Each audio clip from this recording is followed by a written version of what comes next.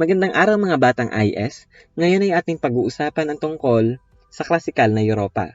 Ito ay nahahati sa dalawang bahagi, ang sinaunang Gresya at ang sinaunang Roma. Ang sinaunang Gresya ay nahahati sa 5. Ito ay ang kabihas ng Minoan, kabihas ng Mycenaean, ang mga polis o mga lungsod-estado, ang Greco-Persian Wars, at si Alexander the Great. Atin munang puntahan ang tungkol sa sinaunang Gresya. Kung makikita ninyo sa mapa, ito ay napaliligiran ng mga anyong tubig, kagaya ng Ionian Sea sa kanluran, Mediterranean Sea sa timog, at ang Aegean Sea sa silangan. Kinilala ang Gresya bilang sinilangan ng kanlurang sibilisasyon dahil ito ang pinagmulan ng mga kultura ng kasalukuyang Europa. Ito ay umusbong sa rehiyon ng Aegean na binubuo ng daan-daang magkakahiwalay at naliliit na kapuluan. Ito ay nahahati sa 3 bahagi, ang Cyclades, Crete at ang mainland. Ang Cyclades ay binubuo ng mga maliliit na pulo na kung saan ito ang pinagmulan ng panahon ng tanso.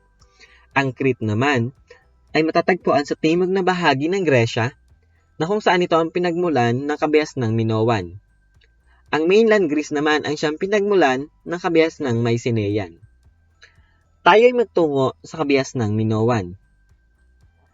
Ang kabihas ng Minoan ay nagmula ang pangalan sa kanilang pinuno na si Haring Minos. Ito ay sinisimbolo ng labris o double-sided axe na pinaniniwala ang ipinagkaloob ni Zeus kay Haring Minos. Sa labyrinth naman ay pinaniniwala ang naninirahan o ito ay binabantayan ng isang nilalang na kalahating toro at kalahating tao na tinatawag na Minotaur, ang siyang tagapangalaga ng labris.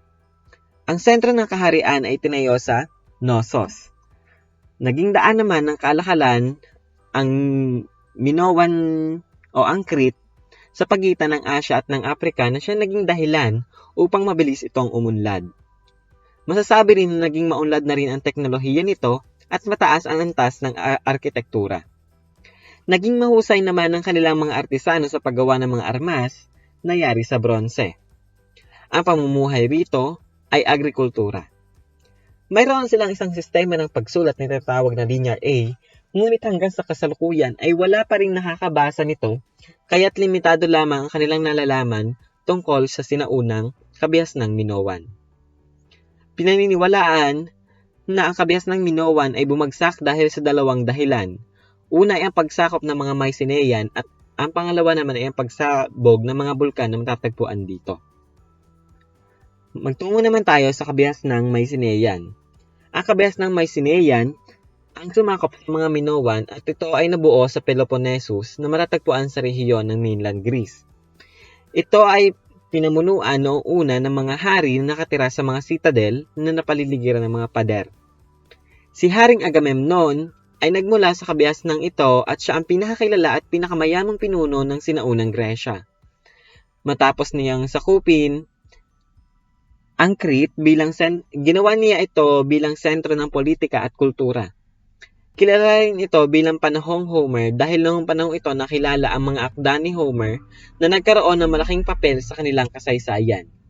Unti-unti naman itong bumagsak dahil napasok ito ng mga Dorian na kinalaunan ay nakipagdigma sa kanila na naging dahilan ng pagkawasak ng mga pamayanan at paghinto ng kanilang kalakalan at sining.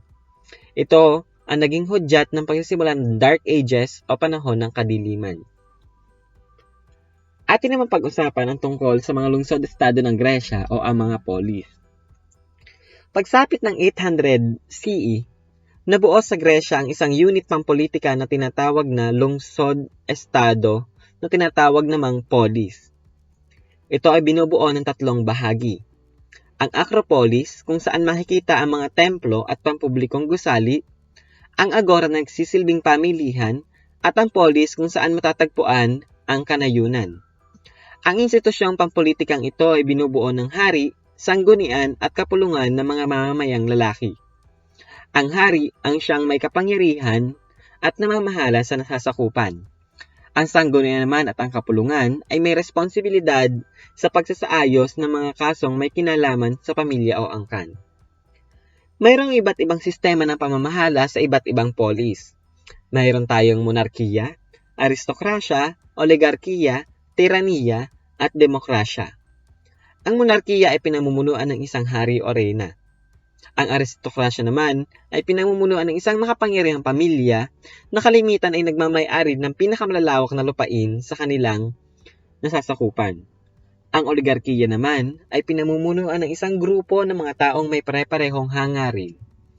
Ang tiraniya ay pinamumunuan ng isang tirano na nakuha ang posisyon sa pamamagitan ng personal niyang lakas. At ang demokrasya naman ay isang lipunang mamamayan ang nasusunod. Sa pamamagitan ng mga nakalap nilang kaalaman sa pagpapanday ng bakal, nakagawa sila ng mga armas na maaaring gamitin ng mga mamamayan. Sa larangan ng digmaan, ang kanilang mga pinuno ay nakasakay sa mga chariot at nang kinalaunan naman, ang kanilang mga hukbo ay binubuo ng mga ordinaryong mamamayan na tinatawag na hoplites. Ang kanila namang estratehiya sa pakikidigma ay tinatawag na phalanx o ang pagdidikit-dikit ng mga sundalo sa pagdepensa at opensa. Ating pag-usapan ang tungkol sa dalawa sa pinakakilalang polis sa Gresya. Ito ay ang Athens at ang Sparta. Ang Athens ay isang polis na itinayo sa kapatagan ng Attica na kung saan ito ay unti-unti at payapang sinakop ng mga Ionian dala ang kanilang kultura at ang wika. Ang polis na ito ay nakilala dahil sa sistema ng pamamahalang tinatawag na demokrasya, na kung saan sa sistemang ito, mayroong karapatan ng mga mamamayan na makalahok sa paglikha ng mga desisyon ng pamahalaan.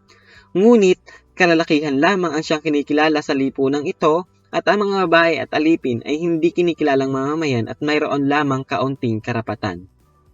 Sa kalagayan naman ng kanilang lipunan, nagkaroon din ng mga alitan sa pagitan ng mga mayayaman at mahihirap dahil ikinagagalit ng mga magsasaka at mga ngalakal ang hindi maayos na pamamahala ng mga arkon. Natigil lamang ang mga haguluhang ito na nagkaroon ng mga reforma sa kanilang pamumuno ng maging arkon si Draco. Nakilala siya dahil sa kanyang ipinatupad ng mga batas na tinagurian Draconian Code, ang lipon ng mga batas sa kanyang administrasyon. Sa ilalim ng kodigong ito, ang anumang paglabag ay hahatulan ng kamatayan kaya't nagkaroon ng takot ang mga mamamayan. Pinahintulutan din niya ang debt slavery na kung saan maaaring bayaran ng mga mahihirap ang kanilang pagkakautang sa pamamagitan ng pagsisilbi sa pamilyang pinagkakautangan nila. Kanya ring isinulong ang pagkakaroon ng pantay na pagkakahati ng mga lupain na lubhang sinang-ayunan ng mga hindi sinang-ayunan ng mayayaman. Dahil dito, nagkaroon ng alitan sa dalawang pangkat at ang alitang ito ay muling nagdulot ng kaguluhan sa Athens.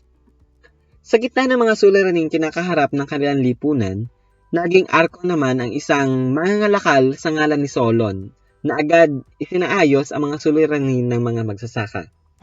Pinalaya niya rin ang mga aliping hindi nakapagbayad ng mga utang. Tungkol naman sa suliranin ng lupain, hindi niya pinayagan ang pantay-pantay na hati ng lupain.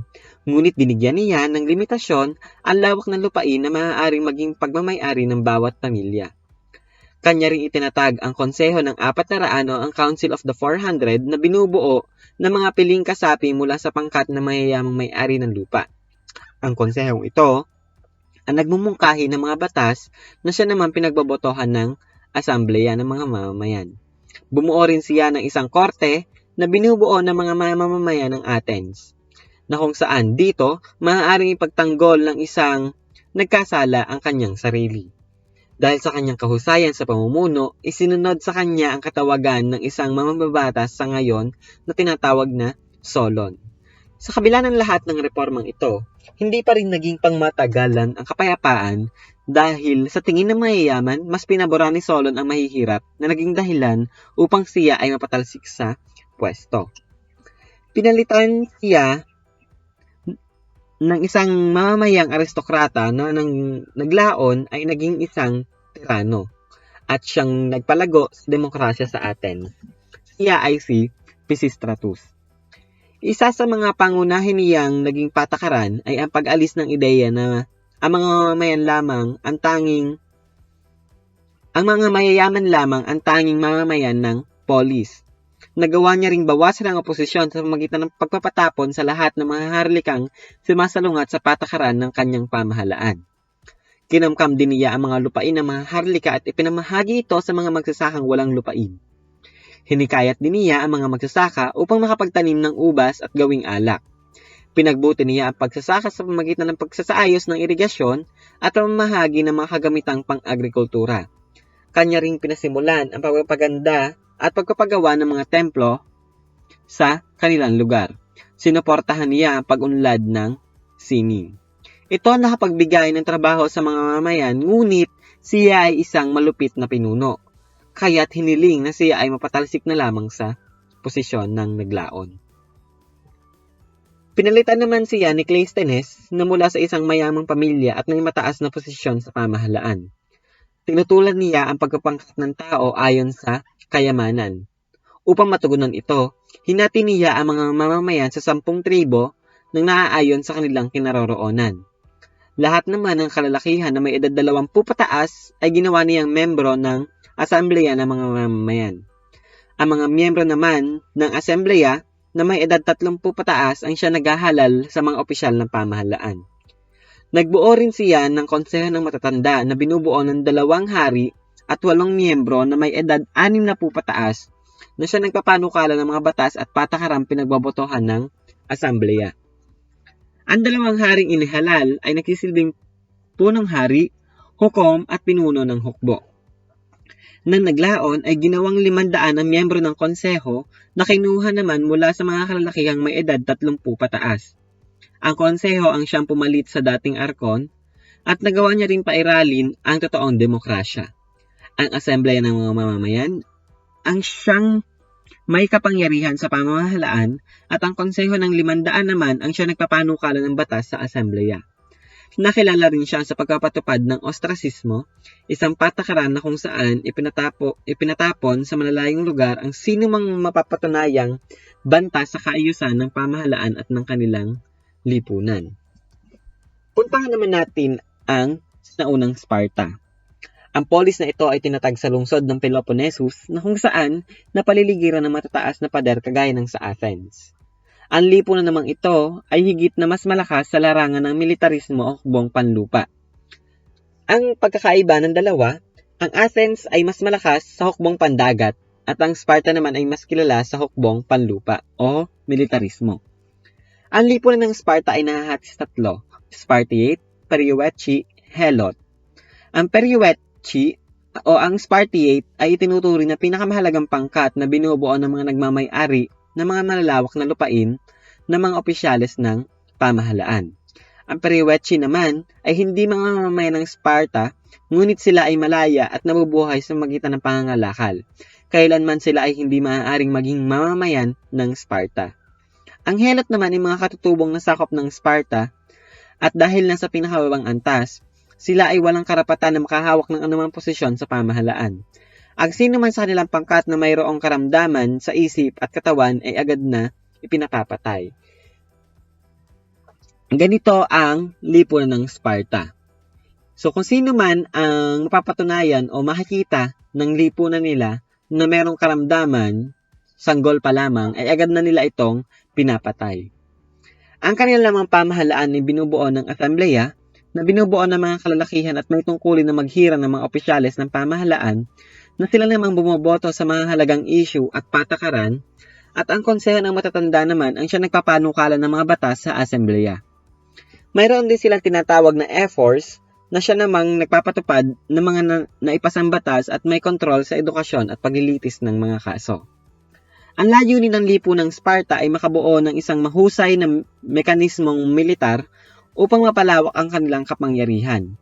Dahil dito, naging mahigpit ang kanilang paghuhubog sa kanilang mga mamamayan upang maging bahagi ng kanilang hukbo. Ang mga kalalakihan sa edad na 7 pa lamang ay nakatalaga na agad na maglingkod sa pamahalaan at tinuturuan na ring magbasa at magsulat. Sila ay nagsisimula na ring mag-ensayo sa paggamit ng mga sandata at nananalagi sa mga barracks. Binigyan din ng kadakilaan ng pagkamatay para sa pagtatanggol sa Sparta. Sila ay nakakabalik lamang sa kanilang tahanan sa edad na 21 at ang ganitong sistema naging dahilan upang magkaroon sila ng matatapang na sundalo. Ngunit kapalit nito ay napabayaan naman nila ang ilang larangan kagaya ng edukasyon at sining kung saan magaling naman ang Athens. Ang mga kababaihan naman ay dumadaan din sa pagsasanay sa pagtakbo at iba pang palakasan. Pinahahalagahan naman nila ang pagmamahal sa kanilang bayan ng higit sa kanilang sarili. Sa kanilang pagtanda, abala ang kababaihan sa pagpapatakbo ng kabuhayan, samantalang ang mga kalalakihan naman ay nagsisilbi sa polis.